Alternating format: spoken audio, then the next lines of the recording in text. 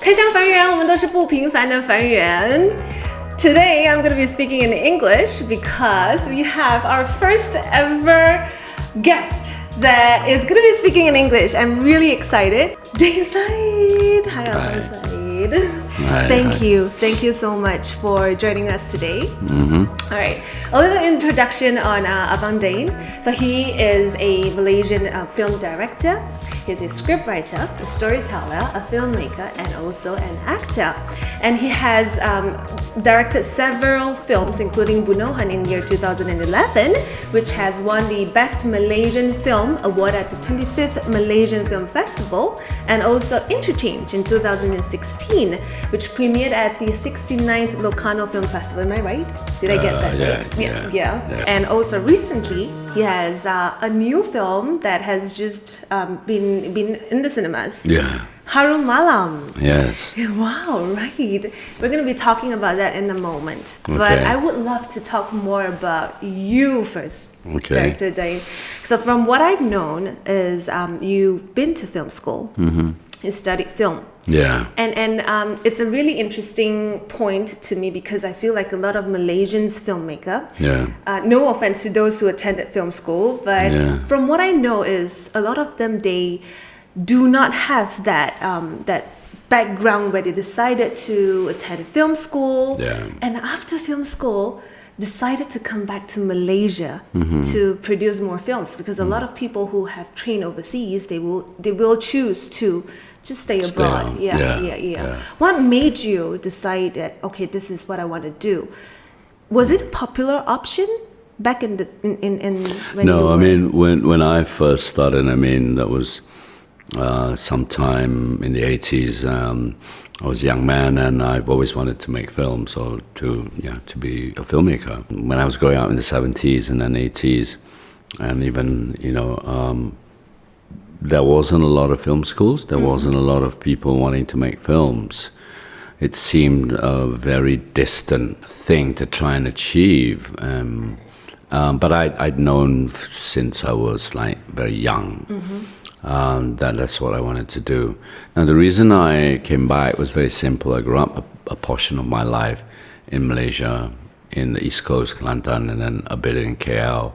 And then my father worked abroad, so I lived in Egypt for a few years, and then we decided, or my father decided, to essentially go to and live in London. Now the reason is because when you've had that kind of mix of culture, for me, coming home was also quite logical, because that was where the formative years of my life began, on the beaches of Kelantan, Pantai Cinta Brahi, or as it was called then, which translates into the beach of passionate love. Growing up in England, I realized that even though I love literature, and that's where I steeped myself in English literature, but I realized that Malaysia is where the stories are. There's so many different aspects to it. I mean, and I grew up with two particular cultures, Malay culture and Kampung Baru, but I also had a lot of part of my family were also Chinese. Oh, interesting. And so then in the 80s I decided, well, this is where the stories are, and this is where it's not been exploited. The stories have never been told. Yes. And I say that, I don't mean just Malaysia. That's why a lot of our films, me and my producer Nandita, we made a conscious decision that the stories we want to tell is Nusantara stories. Stories that connect all of us, from Borneo to Malaysia to Indonesia and Sumatra and so on and so forth. Be it whether the characters or the community come from the indigenous peoples of Borneo, as in Interchange, or whether it's going to be from the cities. But whatever it is, it's either going to be a mix or a clash of cultures and a clash of civilizations. It's exactly like how Malaysia is. Yeah, absolutely. A clash of culture, a clash of different races. Exactly. It's and like, that's what makes it so rich and vibrant. And I think if only people could see, or people can see, but if only they can celebrate that in films. Because the problem with Malays make only films with Malays and Malay character, as if no other races exist. I mean, even within the Chinese community, there are differences, Hakka, Hokkien, Yes. Cantonese. Yes. And then if you come from Penang, it's different Yes. than if you come from Endarak, Chinese community, small though it is in Terengganu. Yeah, and I've met those people and I've worked with them, in different kinds of projects. Yeah. That's nice. Yeah. That's nice. Yeah. But you did mention that you grew up in London, right? Yeah. And what was that major decision that made you feel like, oh, maybe I should opt for film? Because from what I see nowadays, a lot of people, among my peers as well, because I have a lot of filmmaking friends as well, they always tell me, oh, you don't need to study film. Just work in the industry, Just work in the industry, you'll gain experience. You just don't need to go all the way abroad to take film studies. It's just studies. Yeah. You get what I mean? Yeah. What is your take on this? I think is ignorant because you need to study. And the thing is, when you study, especially in the arts, when you say you study film, yes, anyone can make a film, that's true. But that doesn't mean you're a good filmmaker or you're a filmmaker. It's just like saying you don't need to learn how to read and write. Yes, you learn how to read and write, but doesn't make you a writer. You know what I'm saying? Yeah. By the same token, in a way, it is partly film's fault in the sense that, in inverted commas, because everyone has access to a camera. Everyone can just pick up a camera, point and edit. So therefore, they think, I can be a filmmaker. And there is some truth in that. Yes, you can. But to be good, to have unique voice, to have a perception, a unique perspective, and not become just like any other people who copy other things, you need something else. And that something else is called education and intellectual development. So like everything else, if you learn literature or if you learn theater and went to university, it isn't about learning just how to make a film. It is about learning and studying everything else that film is about within the context of a society, right? Yeah. Which means it is about training and educating yourself so you have an intellectual framework. Of course, in the past, no great directors ever went to film school, but they went and did other things. Yeah. They were intellectually nurtured and trained on a highly developed educational system. For example, even in Hollywood, whether you're from Germany or from the US or from different parts of Europe, who gravitated towards Hollywood, right? But you've got to remember the whole educational system was already there, right? And that filtered down into the society, into schools. Yeah, the different, from ideas to literature to art to theater. But if you have, and you don't have that, and you think, yeah, you can still, shoot something, cut together something, yeah, you don't need to. If you're really talented, above the average, and you will come up with something good. But what I'm talking about is for those who are just like everyone else, and you have a broken educational system. The thing about the educational system in Malaysia, for example, and I'm going to say this, it doesn't teach you how to think. Critical thinking. Yes. Yes. Yeah. It teaches you how to pass exams, That's but true. it's not the same thing as thinking. Yeah. That's true. Yeah. So we have a broken and in my terms, a failed educational system, because you can see that in today. You can see that in everywhere. You can even see it in the kinds of filmmakers we have. They just follow what everyone else is doing and what the West is doing. But you go to Indonesia, It's a different story. it's amazing. Yeah. They have their own thoughts, they have their own perspective, their own way of storytelling, and they're very original filmmakers coming out of Indonesia as well as the Philippines. I think it's not just filmmaking, Yeah. in a sense where the entire art system, Absolutely. even in Indonesia, and then if Absolutely. you listen to the indie bands, you'll be surprised, like, oh Yeah. my God, they're so talented. Yeah. It's like it's Yeah. totally different from what we have here. Yeah. I feel like there's just a space to nurture them. Yes. The talents there. Absolutely. And it's not that we are any less talented. Yeah, exactly. There's different definitions around that. So would you encourage like young people who would love to explore filmmaking in the future to really explore out there? Not saying that Malaysia is not good enough, right? Yeah, but yeah. is Yeah. it very limited over here? I think in many ways, because of many different factors, education being one, the education system that actually tends to curtail or tends to contain and say you cannot think this, you cannot do that. I mean, I know because I've been a judge and on jury duty to a lot of film schools where I have to judge students' work. And Over here in Malaysia? Yeah. Okay. And they don't dare do certain things because they're There's a not boundary. trained. There's a boundary. They've been told. And so how can that be liberating? How can that be a kind of freedom to create when you already, before you even start, you edit yourself. You go, no, I won't do that. No, I won't do this, right? Interesting. And whereas other countries, they're allowed, they're encouraged to explore whatever you want to explore, whether it's ideas which transgress or which goes into, whether it's sexuality, whether it's ideas concerning religion and freedom of religious thought, and all those areas which are important for our society because they come from the young. And you can only make mistakes when you're young. Exactly. And that's the way to encourage the young. Do it, say it, expose it. I mean, create, and you make mistakes, that's fine because you're young. I know this for a fact. I can give you examples where there was something, I work with young people, and there's this young girl who said to me, I have a friend who's a real talented theater maker, playwright, and on his graduation he did a play. It was brilliant, but unfortunately it touched on the sensitive issue of LGBT, and each student was supposed to have 5 nights to screen their work. Immediately He got cut. they got cut, because of that. And then apparently he never wrote plays again. He got so depressed, and he went back to his campo, and he's Malay, and he never, and he just gave it up. He says, "There's no point." Yeah, and I've heard many stories like this whereby you curtail the young, you kill them in their before even they got to their prime. So I can say, going back to what I was saying earlier to your question, that every layers and every level of society, which actually in many ways curtail anyone to explore your expression. And if they don't curtail them, they, how should I put it, contain them, you know what I mean?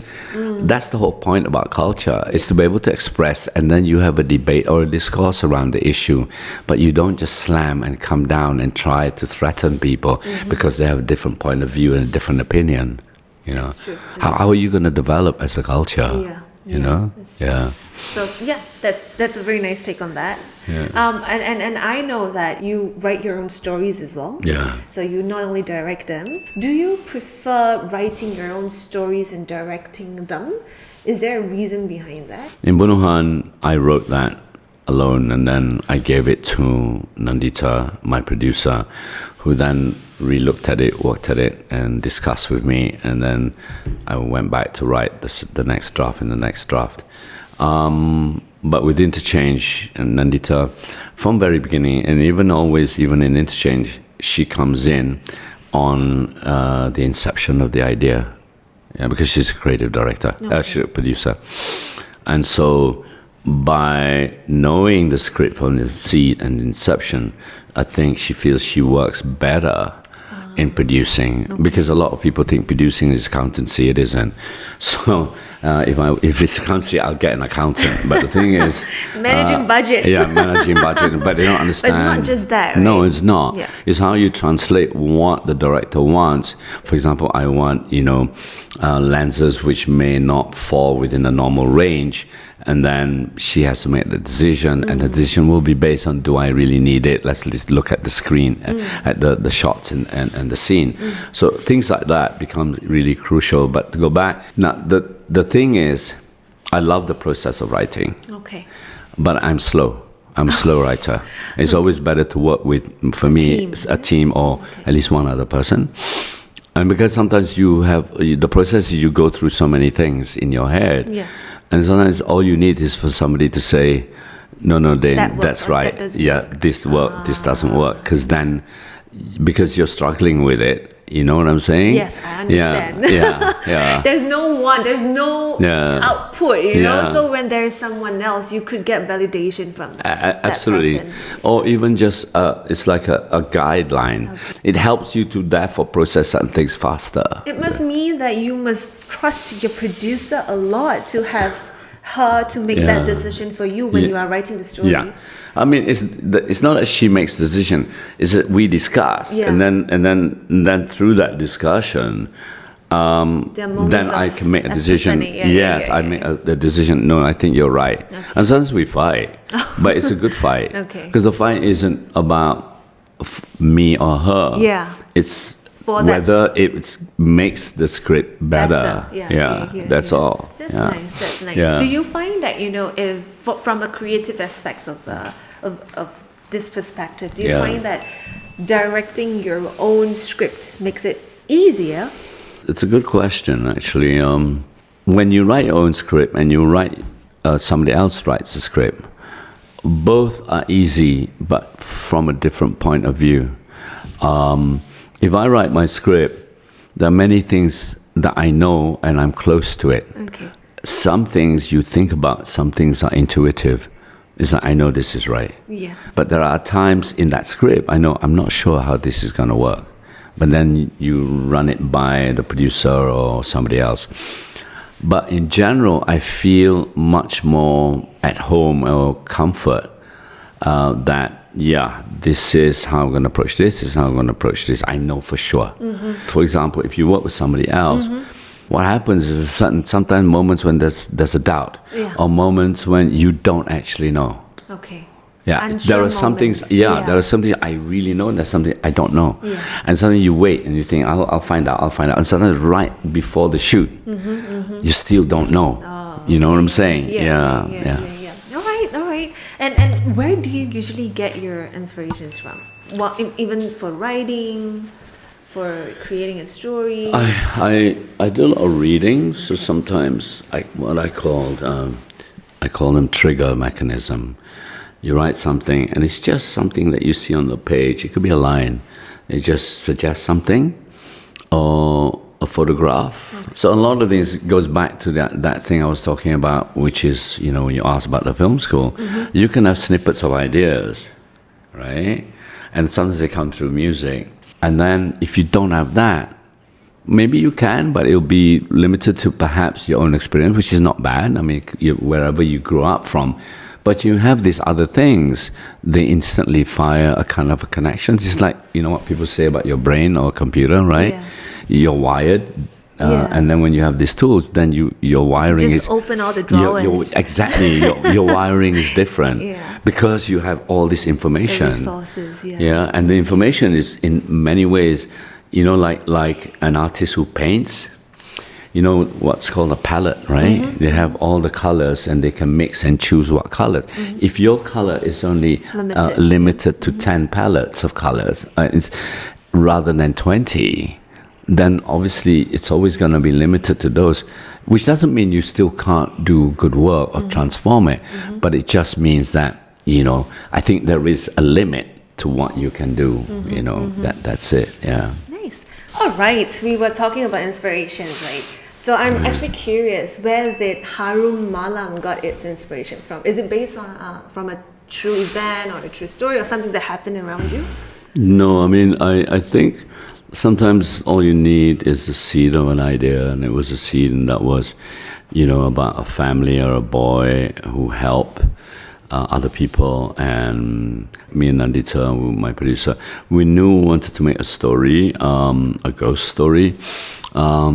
And then when this idea came on that it's a boy, the relationship in that family is that the mother has inherited certain powers, which then is handed down to him. Son, And what they do is in Malay culture, there are people who go and heal other people.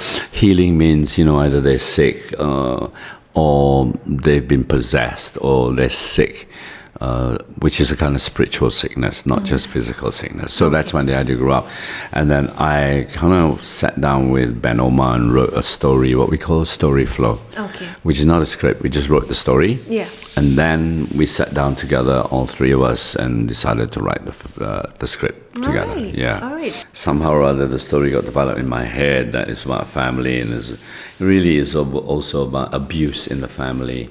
And the abuse is really the core of the story, but we wrap it up in horror. Yeah. What was interesting for me was after watching the movie Harum Malam, right? I feel like humans are more scary than monsters. They are scarier than monsters. You know what I mean? So monsters, they are like right in your face. They are monsters. But humans, you never know. So that was a really interesting take for me as well when I was watching that movie. Right. And I'm really curious because you were working with a lot of young actors. Yeah. Have you worked with them before? No, I mean, we haven't worked with those particular young actors, and I mean, and they were actually brilliant. They're really very good.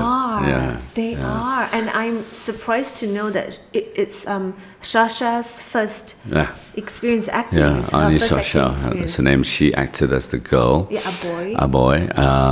She acted opposite Idan. Idan's a superstar. I think he's a bright, shining star for the future. When we shot, they were both about 15, 16, I think. Okay. And of course, Sasha, we put some of those kids with an acting coach. But even so, to learn so fast. I mean, it's not like they went to acting school for 2-3 years. It was just for that moment. The whole acting. I mean, the rehearsals and everything else. We took a month and a half or so. Yeah, I think it was a pretty good process for them. Because there were two kind of directions that we gave for them. One is the acting, and the other one is also the physicality, because it's a horror film. When a person is possessed, as an example, how do you know whether they are, how they move, what do they do? So for that, Nandita, my producer, got an acting coach. No, we call him a movement coach. Yeah, who's a dancer. And so, because there are no movement coaches in Malaysia. You mean for dances or for acting? No, for acting. Generally. Okay, let me ask you this. Okay, I say to you, you're possessed. How do I know what kind of movements do I? Exactly. How do you know what to do? Yeah. I can only pull references from the movies that I've watched. But then you want to do something else. You don't necessarily want to do things from the movies. You need to create a new... So I come up with the idea, I discuss with Nan, and I know what I want, but how to achieve it is another matter. So the best way is to get a dancer.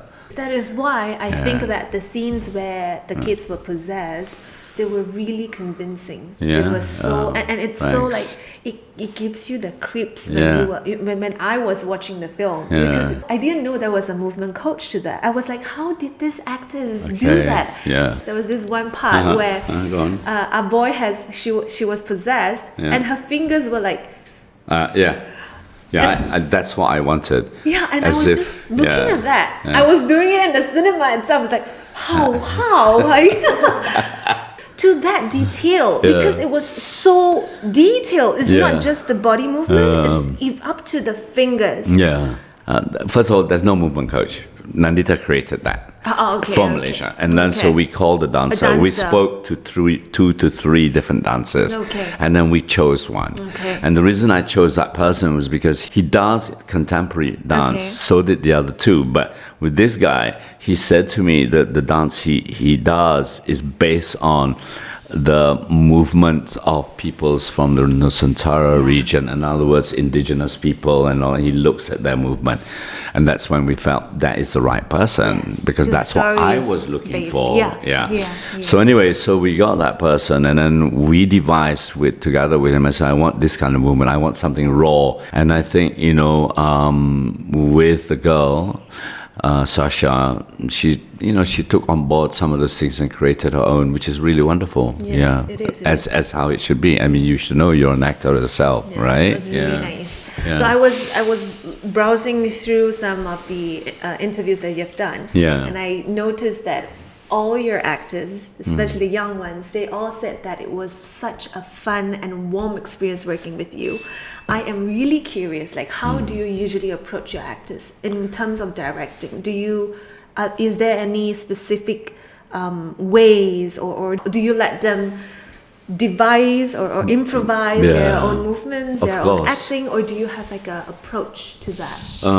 I don't have a definite one-way approach, but I do have an approach, and that is, of course, one, everyone else does this. You read the script, it's called a script read, and then you discuss the character, and you discuss their backstory, you give the character a life and a meaning. And then hopefully that is something that the actor can hang on to, and then you develop the character within that story. Okay.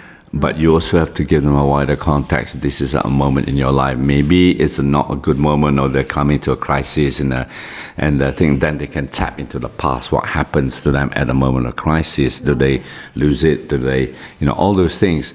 And then you go into rehearsals. And then when you go into rehearsals, you discuss again the script. You work out the rehearsals of that particular scene.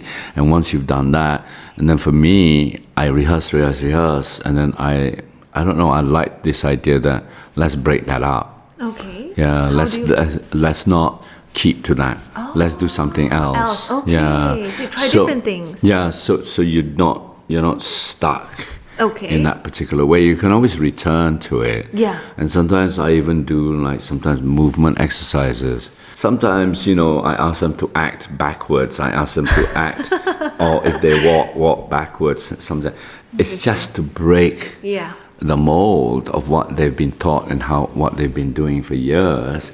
I do believe we have very good talent and very talented actors in Malaysia.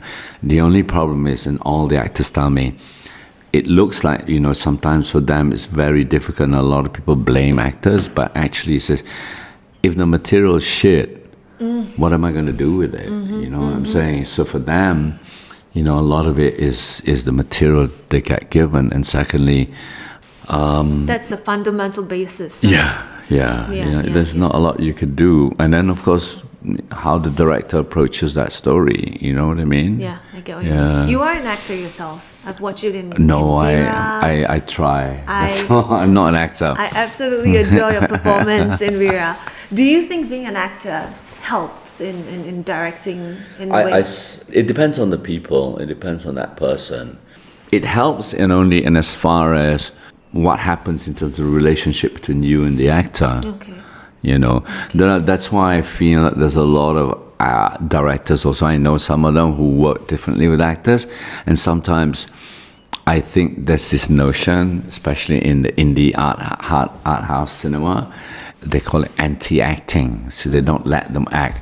But I think that's just fear of actors. And I think it's just an excuse because they're shit scared of the fucking actors, excuse my language. Because actually, the actors know what they're doing. And maybe the directors sometimes don't know how to approach that. And so it limits. But I find all good actors in one way or another always needs, out of respect to the story, direction from the director. I don't expect them to be, and I don't want them to be respectful to the director. It's to the damn story, to the damn character. I don't care whether sometimes you may not like me, or you may, whatever, but the whole point is, if you care enough about this and the character and the story, that's all I care about. You may hate my guts, which is fine. You know what I'm saying? Yeah. All right. Yeah. What about, you do script writing, you do directing, you act yourself. For people who are unsure where to start, if they're interested in filmmaking, they just want to be part of it. Which or where would you recommend them to start from? Script writing or directing, or even if you're young, productions? if you're young, you can start with script writing. Even if it's not script, learn to write stories. That's a good start for me.